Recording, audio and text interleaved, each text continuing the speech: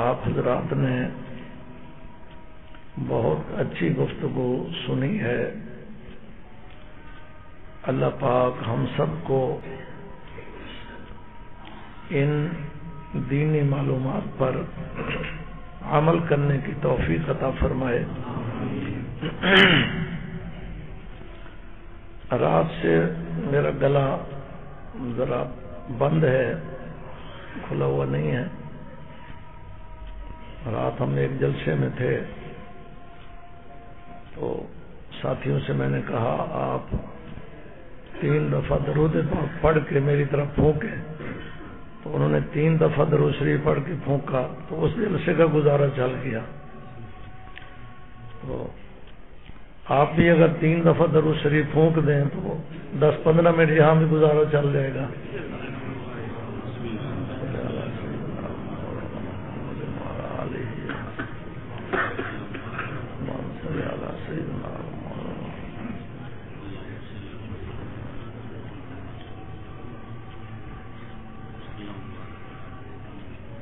آپ حضرات چونکہ بڑے شوق سے اپنے آرام کو قربان کر کے اس مجلس میں شامل ہوتے ہیں، اس لیے میں بھی مہینہ پورا انتظار کرتا ہوں کہ چاند کا دوسرا جمعہ آئے اور میں اپنے دوستوں سے جا کے ملوں اور ان کی زیارت کروں اور ان کے ساتھ گفتگو کروں.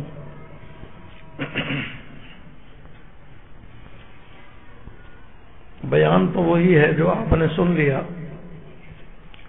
البتہ ہمارے مفتی کاشف صاحب نے مجھے حکم فرمایا ہے کہ ہمارا قرآن پاک کا ترجمہ شروع ہو رہا ہے کل، تو آپ اس کی بسم اللہ کرا دیں. کچھ عرصہ پہلے یہاں صبح کی نماز کے بعد درس قرآن شروع ہوا تھا اور وہ 5 سال میں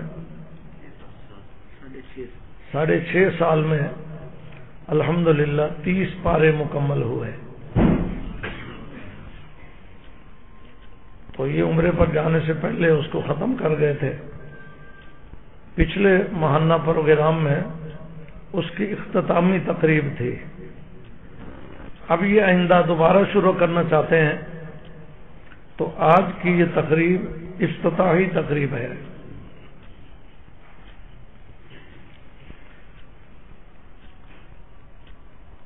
آپ حضرات جو اس میں باقاعدہ درس قرآن میں شامل ہوتے رہتے ہیں ان کو تو مبارکباد دیتا ہوں کہ آپ کو اللہ نے توفیق بخشی ہے کہ آپ قرآنی علوم کو سیکھنے کے لیے اپنا وقت لگاتے ہیں. جو حضرات اس میں شامل نہیں ہوتے ان سے گزارش کرتے ہیں کہ وہ بھی اپنا وقت نکال کر جو اس مسجد میں محلے میں ہیں وہ باقاعدگی سے درس قرآن میں شامل ہوں، اور جو دوسرے محلوں سے ہیں وہ اپنے ائمہ حضرات سے، الحمدللہ ہر مسجد میں امام عالم ہے، تو اپنے امام مسجد کو خطیب کو گزارش کریں کہ آپ ہمارے لیے 10 منٹ 15 منٹ نکالیں اور ہمیں قرآن پاک کا ترجمہ سمجھائیں، درس قرآن دیں. ہوتا اتنا ہی ہے 10 منٹ 15 منٹ. یہاں کتنا ہوتا ہے 20 منٹ. وہ درس سننے والوں کے شوق پر ہے، ان کی گنجائش پر ہے. اگر ان کے پاس ٹائم زیادہ ہے تو آدھا گھنٹہ بھی ہو سکتا ہے، اگر ٹائم تھوڑا ہو تو 10 منٹ بھی کافی ہے. اور 10 منٹ تو صبح صبح آدمی اور برش کرتے بھی لگا دیتا ہے. جو زیادہ جلد مین لوگ ہیں وہ برش کرتے کرتے پھر شیشے میں دیکھتے کہ دانت کیسے چمک گئے، وہ 10 منٹ تو لگا دیتے ہیں. اور جو زیادہ جلتر مین ہے وہ ادھر ادھر سے پاؤڈر لگاتے، کوئی کریم لگاتے، وہ بالوں کو سجاتے، ان کا تو آدھا گھنٹہ میک اپ پہ لگ جاتا ہے. اس میں سے 10 منٹ اگر اللہ کے قرآن کو دے دیے جائیں تو یہ ساری زندگی کام آتے رہتے ہیں۔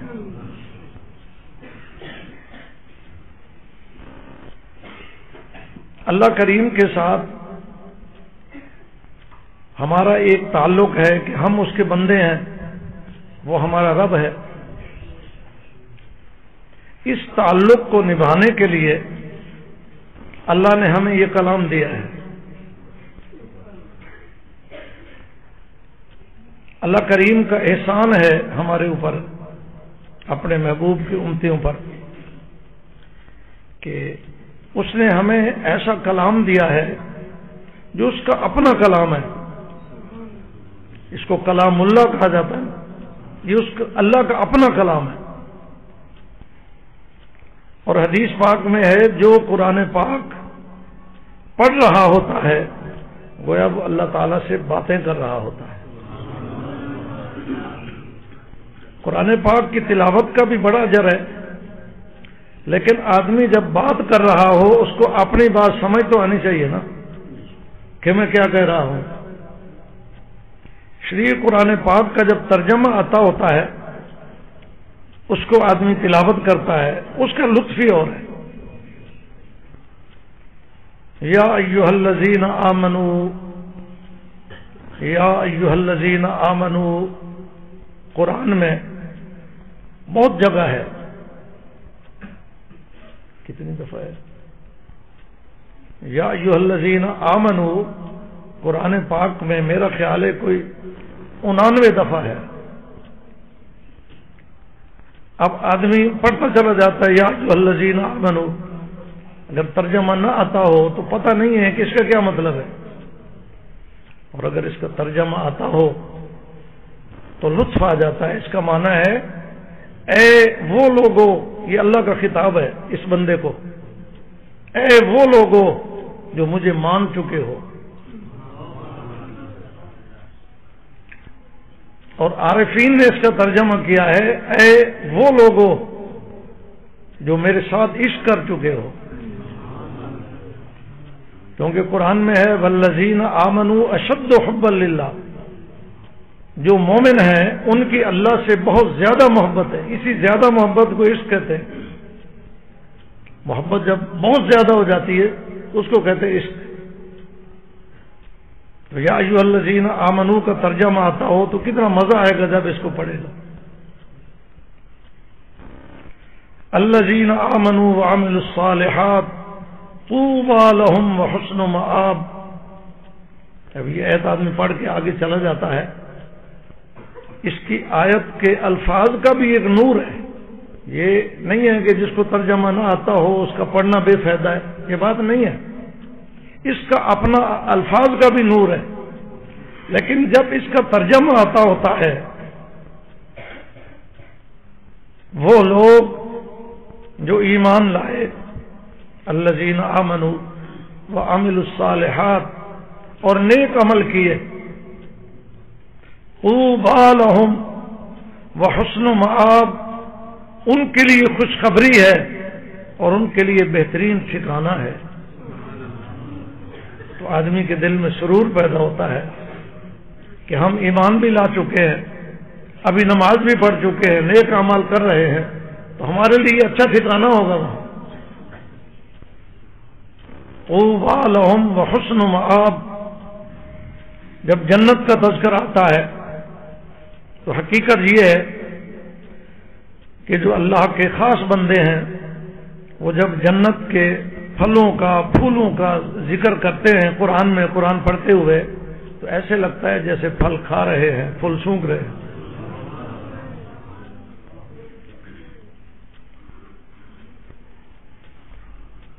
تو ہر مسجد میں درس قرآن کا اہتمام ہونا چاہیے۔ 10 منٹ، اگر 10 منٹ آپ نہیں دے سکتے تو 5 منٹ۔ یہ ابھی 5 منٹ ہی گزرے ہوں گے جب میں شروع ہوا ہوں، تو کتنی ساری باتیں ہو گئی ہیں، کتنی آیات کا ترجمہ کر دیا۔ 5 منٹ بھی بہت ہے۔ انشاءاللہ جب قرآن پاک کو آپ ترجمے کے ساتھ پڑھیں گے تو عجیب لطف آئے گا۔ سب سے بڑی بات یہ ہے کہ آپ طالب علم بن جائیں گے. کیا بن جائیں گے؟ طالب علم. اللہ کے نبی نے کہا ہے کہ یا تو عالم بن جاؤ یا طالب علم بن جاؤ. کن عالمن او متعلمن. عالم بننے کے لیے تو پھر مستقل ٹائم نکالنا پڑتا ہے.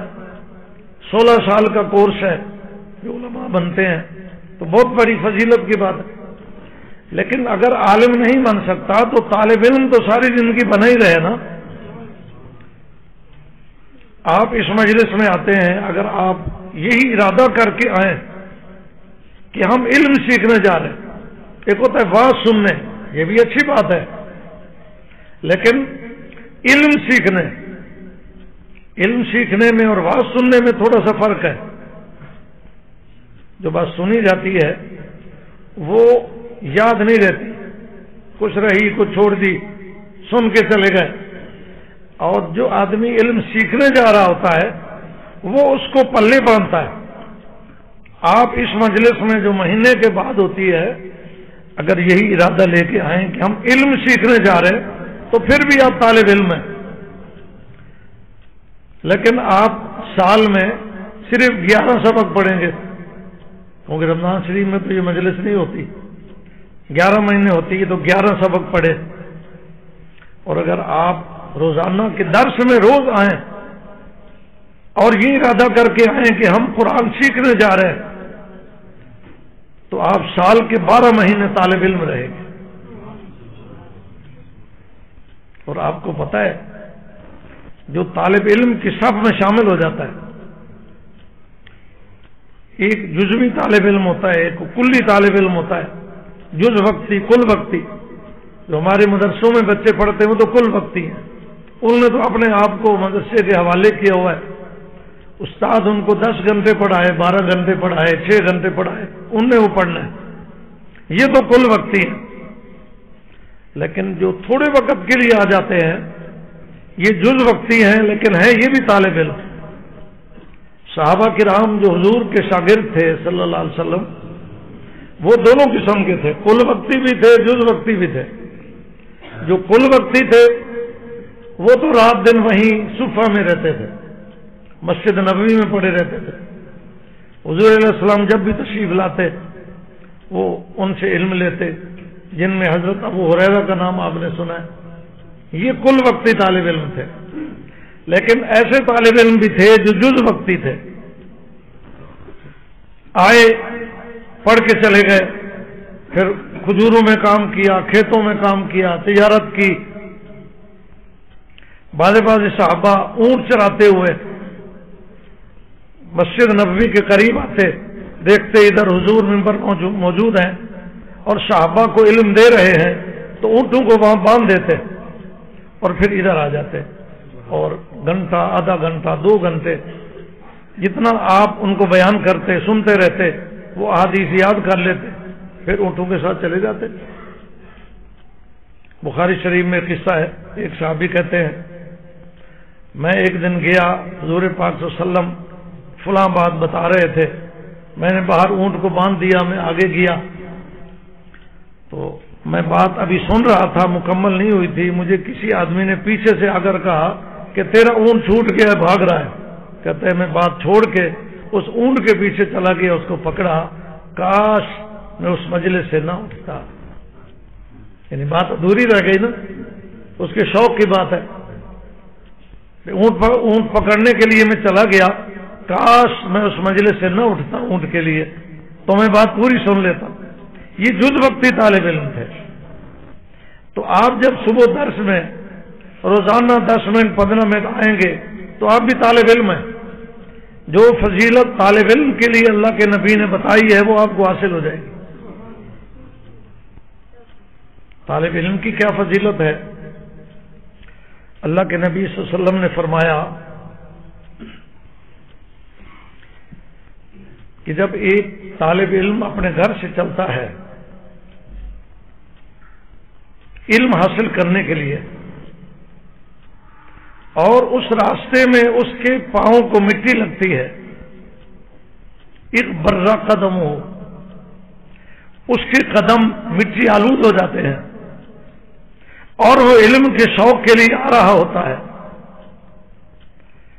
تو فرمایا اللہ کے نزدیک وہ طالب علم اتنا بلند و بالا ہوتا ہے، اتنا بلند و بالا ہوتا ہے کہ اللہ اس کے لیے جہنم حرام کر دیتے ہیں.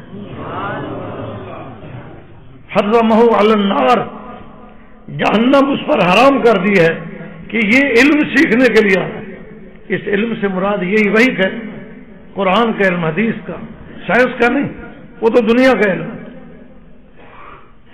اس قرآن حدیث کے علم کے لیے جو آ رہا ہے، ایک تو اس کے اس آنے میں صرف اس کے پاؤں مٹی آلود ہوئے، ابھی پڑھے گا، آگے اس کے درجے بلند ہوں گے.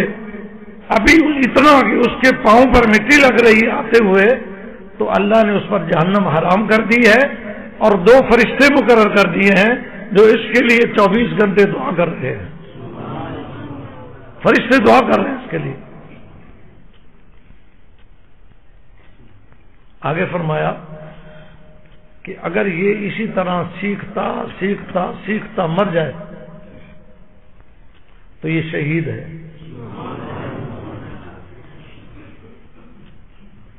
یہی ہے نا کہ بھئی ہم کون سے عالم بن جائیں گے، شیطان یہی دل میں ڈالتا ہے نا کہ ہم کون سے عالم بن جائیں گے. 10 منٹ سے کیا ہوتا ہے، 10 منٹ 15 منٹ ہم روزانہ جائیں، نہیں، اس سے بہت کچھ ہوتا ہے. آپ ساری زندگی طالب علم رہیں گے، سیکھتے رہیں گے.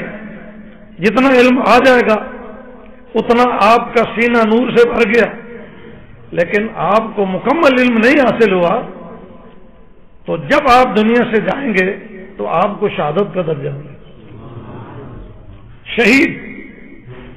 آگے سنیے، اللہ کے نبی نے فرمایا کہ اس آدمی کو جب قبر میں دفن کیا جائے گا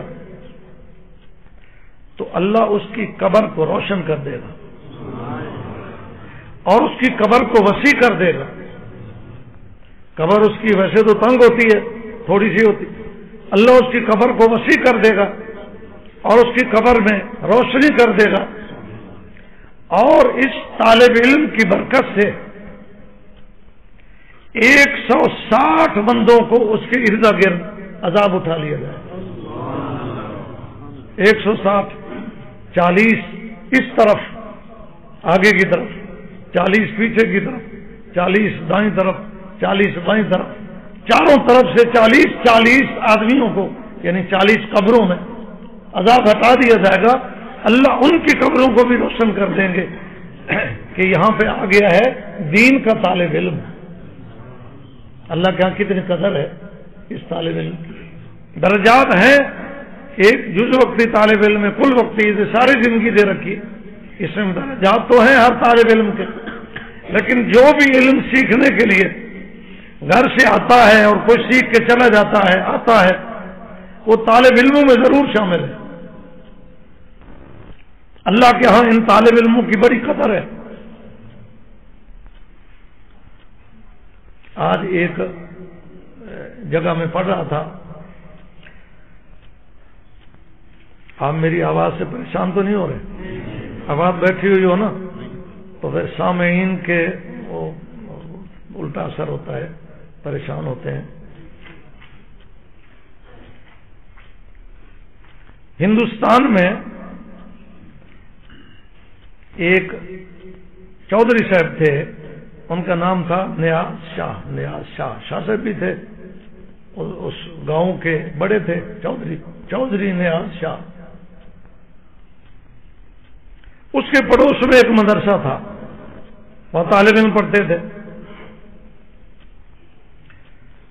پرانے زمانے میں جب انگریز مدرسوں کو اجاڑ کر چلا گیا تھا برطانیہ، تو پھر مدرسے آہستہ آہستہ اٹھے. اب تو الحمدللہ مدرسوں کا بہت نیٹ ورک ہے، مسلمان متوجہ ہیں، اپنا حلال مال مدرسوں میں خرچ کرتے ہیں، مدرسوں کے اندر ہی سارا انتظام ہے، ہزاروں لوگ اندر روٹی بھی کھاتے ہیں، روشنی بھی ہے، رہائش بھی ہے.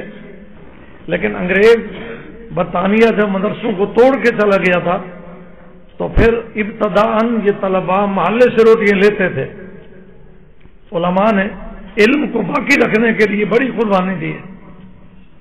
طلباء مدرسے میں پڑھتے اور روٹی کا انتظام نہ ہو سکتا تو محلے سے ایک ایک گھر روٹیاں دیتے. اس چودھری صاحب نے کہا کہ میں اپنے گھر سے، اللہ نے مجھے مال دیا ہوا ہے، میں روزانہ اپنے گھر سے روٹیاں پکا کے ان طالب علموں کو خود کھلاؤں گا. توفیق کی بات ہے. اور یہ جو طالب علم ہوتے ہیں عمر کے اعتبار سے بچے ہوتے ہیں، کوئی 10 سال کا، کوئی 12 سال کا، 15 سال کا. طالب علم 20 سال کا بھی ہو وہ بچہ ہی ہوتا ہے. یہ گویا کہ لائن ہی ایسی ہے. تو وہ ویسے قرآن پاک کے بچے تھے چھوٹے چھوٹے، ان کو کیا پتا بھائی یہ ہمارے محلے کا چودھری ہے. وہ روزانہ اپنے کندھے کے اوپر روٹیوں کا گٹھا اٹھا کے ان کو دے جاتا محبت سے. ایک دن دیر ہو گئی، دیر ہوئی تو دیر سے جب آیا تو اس نے دیکھا کہ طالب علم انتظار میں ہیں. تو طالب علموں کو پتہ نہ چلا کہ بھئی چودھری صاحب آ رہا ہے. تو کہنے لگے یار آج ہمارا گدھا روٹیاں نہیں لایا، اتنی ساری دیر ہو گئی ہے. اٹھا کے لاتا تھا نا تو انہوں نے اس کو گدھے سے تعبیر کیا، کہتے آج ہمارے گدھے کو دیر ہو گئی ہے. اس نے یہ لفظ سنا تو اس کو غصہ آ گیا. تو نے کہا ان کو میں روزانہ روٹیاں سر پہ اٹھا کے لاتا ہوں، بیٹھے بٹھائے ان کو پہنچا جاتا ہوں، ان کو آنا نہیں پڑتا لینے کے لیے، یہ مجھے گدھا کہتے ہیں. انہوں نے کہا آئندہ نہیں لاؤں گا میں روٹیاں، خود اپنا انتظام کرو. اس سے ہو کے چلا گیا. رات کو سویا، خواب کے اندر اس نے دیکھا کہ میدان محشر لگ گیا ہے. اللہ تعالیٰ اپنے بندوں کو، یقیناً وہ اللہ کا مقبول بندہ تھا، وقتی طور پر غصہ اس کو آ گیا لیکن تھا اللہ کا مقبول بندہ جو اتنے عرصے سے طلباء کی خدمت کر رہا. کسی وہ اپنے ملازم نوکر کو بھی کہہ سکتا تھا کہ تو روٹیاں چھوڑ آیا کر، یا کسی طالب علم کے ذمہ لگا دیتے کہ ایک طالب علم روزانہ روٹیاں جا کے اٹھا لے. شوق تھا اس کا کہ میں دین کے طالب علموں کو خود پہنچاؤں روٹیاں.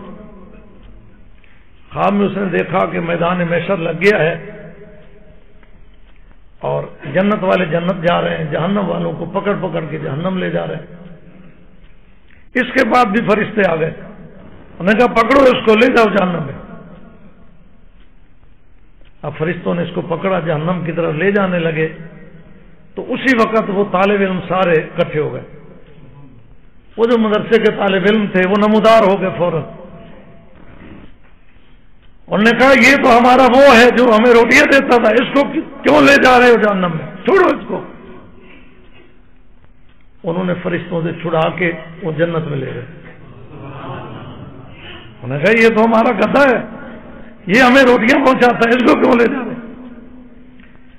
اللہ اکبر. خواب ختم ہو گیا، اس کی نیند کھلی. صبح کو آیا اور طالب علموں سے معافی مانگی. نے کہا مجھے اللہ نے منظر دکھا دیا کہ تمہاری محبت سے میں جنت میں جاؤں گا، تمہاری ناراضگی سے جہنم میں جاؤں گا. وہیں ایک اور قصہ بھی لکھا ہوا تھا. یہ جو چھوٹے چھوٹے بچے ہوتے ہیں طالب علم، یہ ہوتے تو وہی ہیں جو ہمارے گھر میں پیدا ہوتے ہیں. ہمارے گھر میں کتنی شرارتیں کرتے ہیں. ہمارے جو بچے گھروں میں ہیں، کبھی برتن توڑ دیا، کبھی چولہا توڑ دیا، کبھی چھبی پھینک دی، کرتے ہیں نا. آپ نہیں بول رہے، آپ کے گھروں میں بچے فرشتے ہوں گے نا. آپ تو خود بھی بچپن میں شرارتیں کرتے رہے ہیں، مجھے پتا ہے. شرارتیں کر کر کے اب بڑے ہوئے، اب سارے سنجیدہ ہو گئے. یہ بچوں کی فطرت ہوتی ہے. اگر بچہ شرارتیں نہ کرے اس کی صحت بھی نہیں بنتی، کیونکہ اعضاء کو ہلانا جلانا کودنا اس سے صحت بنتی ہے، باڈی بنتی ہے. وہ جیسے تھانوی صاحب کا قصہ مشہور ہے، ان کا ایک مرید تھا، وہ ملنے کے لیے آیا تو اس نے کہا آج میں اپنے بچے کو بھی، چھوٹا سا تھا بچہ، بچے کو بھی لے جاؤں گا حضرت کی خدمت میں۔ حضرت تھانوی رحمۃ اللہ علیہ بہت ضابطوں کے پابند تھے، تھوڑی سی بات بھی ضابطے کے خلاف ہوتی تو وہ ناراض ہوتے تھے۔ وہ کئی دن بچے کو سمجھاتا رہا کہ بھئی وہاں ایسے بیٹھنا ہے، دو زانو ہو کے بیٹھنا ہے، ہلنا نہیں ہے، بولنا نہیں ہے، یوں نہیں کرنا، یوں نہیں کرنا، سکھاتا رہا۔ تو جب حضرت کی خدمت میں گئے تو خود بھی بیٹھ کے، اور بچہ بھی بالکل اسی طرح سمجھایا ہوا تھا نا، سنجیدگی کے ساتھ خاموشی سے بیٹھا ہے۔ کافی دیر گزر گئی، حضرت تھانوی نے فرمایا یہ کون ہے؟ میں کہا یہ میرا بیٹا ہے۔ فرمایا یہ تو تیرا باپ معلوم ہوتا ہے۔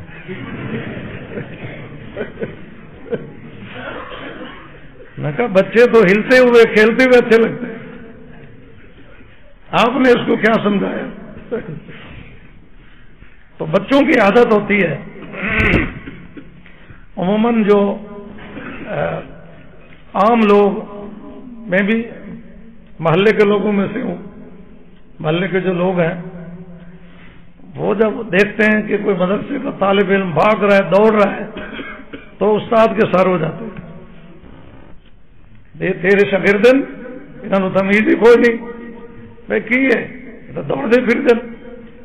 یہی بچے گھر میں اگر دوڑ رہے ہوں تو ہم خوش ہوتے ہیں کہ ہمارا بچہ ماشاءاللہ بڑا ہونہار ہے۔ بھائی ان کی فطرت ہے اور ان کی ضرورت ہے۔ ہم وہاں اپنے ادارے میں، آپ ہمارے آتے جاتے رہتے ہیں، ہمارا جو کھیلنے کا ٹائم ہے عصر سے مغرب تک، وہاں کوئی بچہ اگر پڑھ رہا ہو تو میں اس پہ ناراض ہوتا ہوں کہ اس وقت مت پڑھو، جاؤ میدان میں کھیلو، بھاگو دوڑو، اس سے صحت بنتی ہے۔ تو یہ تمہید آپ کو میں اس لیے بتا رہا ہوں کہ آپ کو اگلا قصہ سمجھ میں آ جائے۔ ایک دن مدرسے کے طالب علم ایسے ہی جیسے ہی آپ کی مسجد ہے، ساتھ چین ہے، تو بھاگ رہے تھے، کوئی ادھر بھاگ رہا ہے، کوئی ادھر بھاگ رہا ہے، کوئی کسی کو مکہ مار رہا ہے، کوئی کسی کی ٹانگ کھینچ رہا ہے، ایسے بھاگ دوڑ رہے ہیں۔ وہ کبھی بھاگتے بھاگتے مسجد میں بھی آ جاتے ہیں، نکل جاتے ہیں۔ تو ایک آدمی آیا محلے کا، وہ ان سے لڑا طالب علموں سے۔ میں کہا تمہیں شرم نہیں آتی؟ طالب علم ہو تو کیا کر رہے ہو؟ وہ سارے ڈر کے بیچارے بچے اور بھاگ کے ایک طرف چلے گئے اور سکڑ کے بیٹھ گئے کہیں۔ یہاں مسجد کے اندر محراب میں ایک مجذوب بیٹھا تھا، وہ ان طالب علموں کو دیکھ رہا تھا، بھاگ رہے ہیں، دوڑ رہے ہیں، خوش ہو رہا تھا بیٹھا ہوا۔ وہ ناراض ہو کے اٹھ کے چلا گیا۔ اس آدمی نے اس کو پکڑا، اس نے کہا آپ، میں نے تو بچوں کو اچھی بات بتائی ہے، یہ بھاگ رہے تھے، شرارتیں کر رہے تھے، آپ کیوں ناراض ہو کے جا رہے ہیں؟ اس نے کہا آپ کو پتہ نہیں ہے کہ ان کے کھیلنے سے کیا ہو رہا تھا، اور ان کو آپ نے بھگا دیا تو پھر کیا ہو گیا؟ اس نے کہا کیا ہو گیا؟ اس نے کہا میں نے اپنی آنکھوں سے دیکھا ہے اللہ کے نبی کو صلی اللہ علیہ وسلم، جب یہ بچے کھیل رہے تھے تو اللہ کے نبی ان کو غور سے دیکھ رہے تھے، خوش ہو رہے تھے۔ جب آپ نے ان کو ڈانٹا اور یہ چلے گئے تو اللہ کے نبی یہاں سے اٹھ کے چلے گئے، ناراض ہو گئے۔ نے کہا میں اس لیے جا رہا ہوں، میں تو حضور کی زیارت کے لیے بیٹھا تھا۔ مجذوب تھا نا، مجذوبوں کو بعض ایسی چیزیں نظر آ رہی ہوتی ہیں جو عام آدمی کو نہیں آ رہی ہوتی۔ تو علم پڑھنے والے کی اللہ کے ہاں بڑی قدر ہے، بڑی قدر ہے۔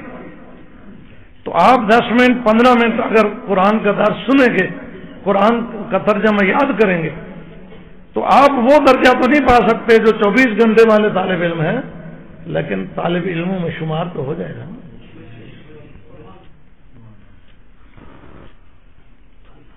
میں نے تو ایک روایت میں یہ بھی پڑھا ہے حدیث میں کہ میدان قیامت میں شہداء بھی آئیں گے اللہ کی بارگاہ میں۔